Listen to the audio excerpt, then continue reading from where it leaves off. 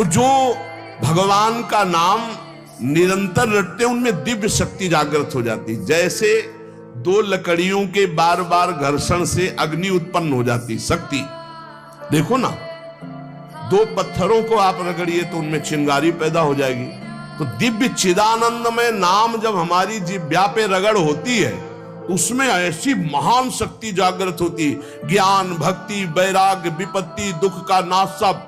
भगवान कितने समीप है, आपके समीप इतने कि उनसे ज्यादा कोई समीप नहीं है, बहुत नजदीक। जो अनुभव करना चाहो, हमारे प्रभु की यही मानता है। इस खंबे में है तो यही मिलेंगे आपको, और हृदय में है तो यही हृदय में मिलेंगे, और बद्री नारायण में मिलेंगे तो बद्री नारायण में ही मिलेंगे। जहां जैसी भावना करोगे वैसे ही भगवान मिलेंगे।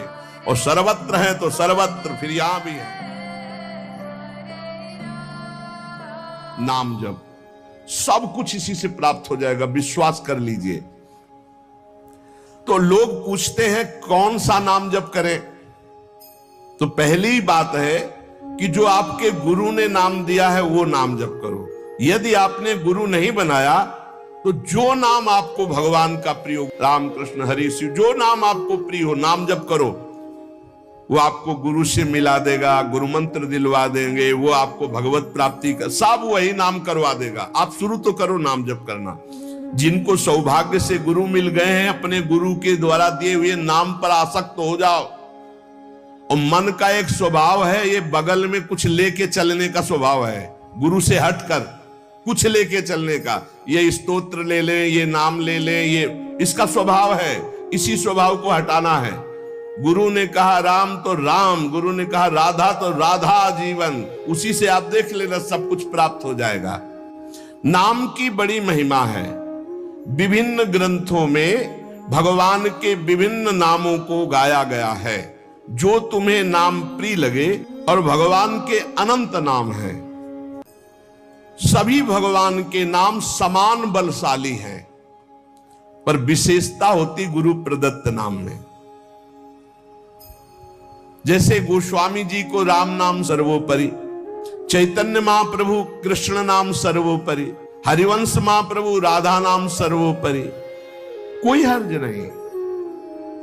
उसी एक परम तत्व के अनेकों नाम हैं, जिसको जो प्रिय लगे खूब पकड़ लो उस नाम को, जोर से बार बार उसे जपो। तो जो भगवान का नाम निरंतर रटते उनमें दिव्य शक्ति जागृत हो जाती। जैसे दो लकड़ियों के बार बार घर्षण से अग्नि उत्पन्न हो जाती शक्ति। देखो ना, दो पत्थरों को आप रगड़िए तो उनमें चिंगारी पैदा हो जाएगी। तो दिव्य चिदानंदमय नाम जब हमारी जिह्वा पे रगड़ होती है तो उसमें ऐसी महान शक्ति जागृत होती। ज्ञान, भक्ति, वैराग्य, विपत्ति, दुख का नाश सब। देखो गोस्वामी जी सरल भाषा में कह रहे हैं, यदि हृदय में और जगत में भी लोक में मंगल चाहते हो तो अपनी जिह्वा रूपी देहरी पर, जो भीतर और बाहर दोनों को मंगल करेगी, नाम विराजमान कर लो।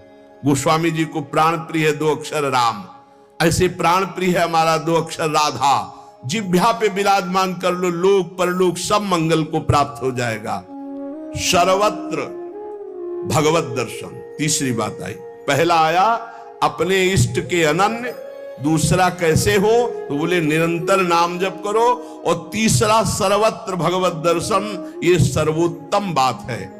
चाहे वो चांडाल हो, पशु हो, पक्षी हो, जड़ हो, चैतन्य हो, जहां तुम्हारी दृष्टि पड़े तो उसमें देखने की कोशिश करो, इसमें भगवान श्री हरि विराजमान है। जैसे दूर से पड़ी हुई रस्सी सांप दिखाई देती है, न सांप पहले था ना बाद में रहेगा, बीच में भास रहा है, और बीच में है रस्सी, भास रहा है सांप।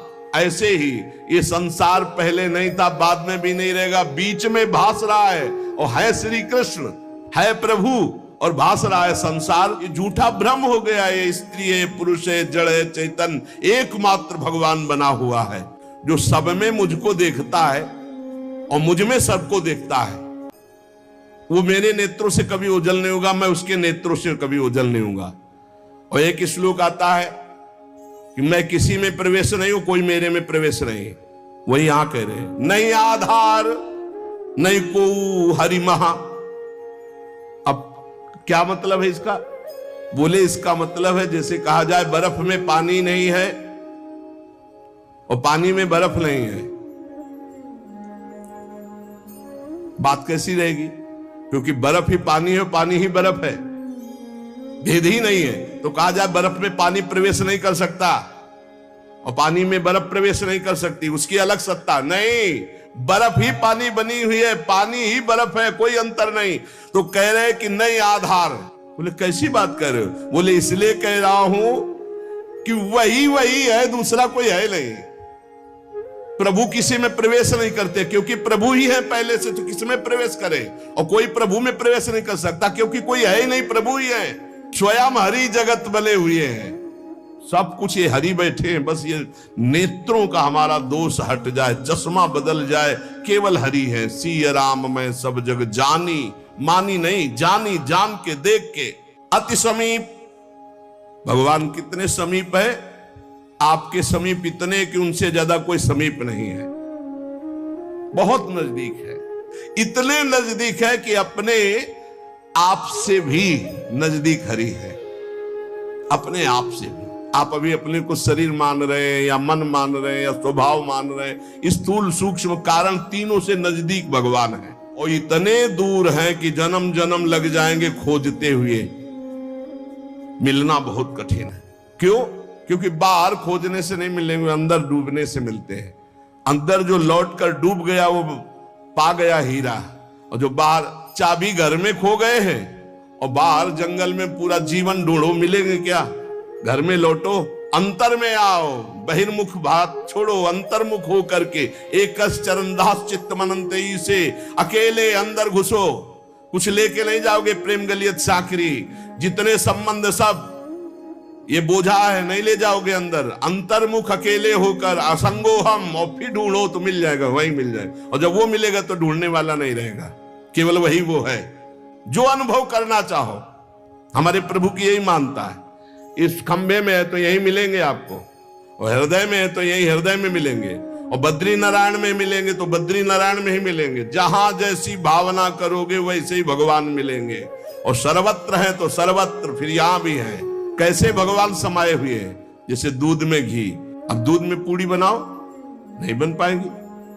अब प्रक्रिया है, दूध को दही जमाओ, दही का मंथन करो, मक्खन निकालो, मक्खन को सिराओ, घी आ गया। ऐसे ही गुरु प्रदत्त साधना के बिना ये दृष्टि नहीं प्राप्त हो सकती। सर्वत्र श्री भगवान है। भगवान कैसे समाये हुए? पय घृत, दूध में घी के समान। जैसे अग्नि और लकड़ी, लकड़ी में कहीं अग्नि है लेकिन घर्षण करो, अरण्य मंथन उसी को तो कहते हैं। लकड़ी के घर्षण से अग्नि पैदा हो जाती। जैसे एक छोटे से बीज में पूरा वृक्ष है, उसकी डाल भी है, उसका पत्ता भी है, उसका फल भी है, लेकिन उसको जब आप भूमि पर प्रक्रिया से गाड़े, बीज अंकुरित हो, तब आपको यह अनुभव में आएगा। आनंद समुद्र भगवान ही सब रूपों में व्याप्त है। एक बार ये दृष्टि आ जाए कि सर्वत्र भगवान है, वो भव समुद्र से पार हो गया। पर इस दृष्टि में बड़ा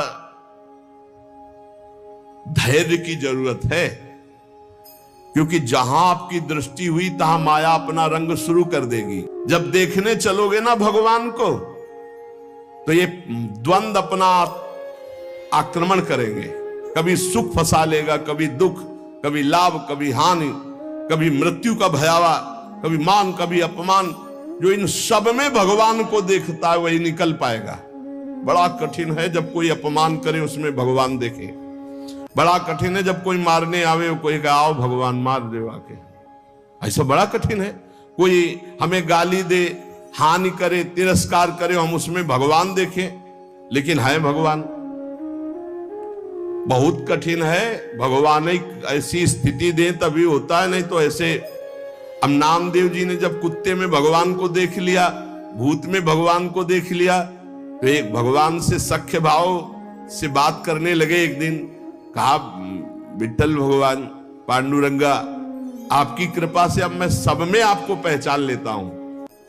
भगवान ने कहा सही। बोले आप किसी भी रूप में छुपो, अब हम आपको पहचान लेंगे। भगवान मुस्कुरा दे। थोड़ी देर में विचार आया कि मंदिर में बैठ के भजन करने से बड़ी भीड़ हो रही, लोग आ जा रहे हैं, विक्षेप पड़ता, मंदिर के पीछे चलते हैं।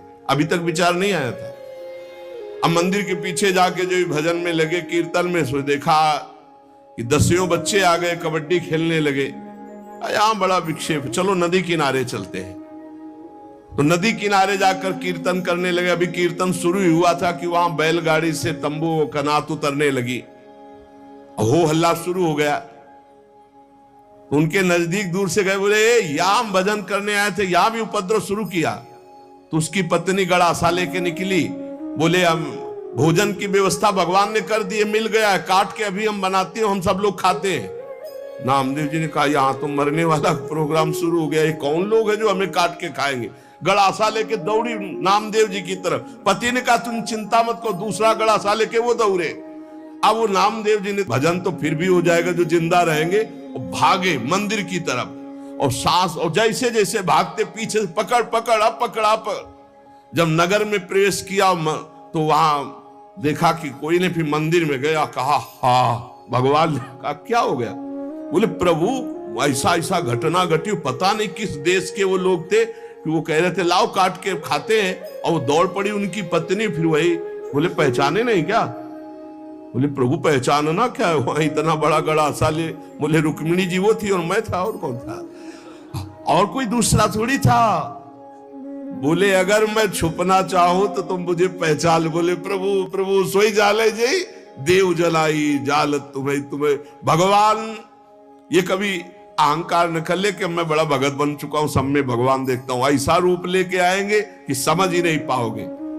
मान अपमान, सुख दुख, निंदा स्तुति, जन्म मृत्यु, इसे समान देखने वाला जीवन मुक्त होता है। देखो ये, इस पर हमें समान होना पड़ेगा। द्वंद्व विमुक्ता, सुख दुख संगई। क्या देखना होगा, सभी मेरे प्रभु के खेल हैं, सभी में प्रभु भरे हुए हैं, और प्रभु का पावन स्पर्श हमें प्राप्त हो रहा है। चाहे जैसी परिस्थिति हो, बहुत आनंद रहता है यदि भगवत भाव में रहोगे। जगत भाव में तो कैसे भी रहो दुख ही दुख है, भगवत भाव में बहुत आनंद।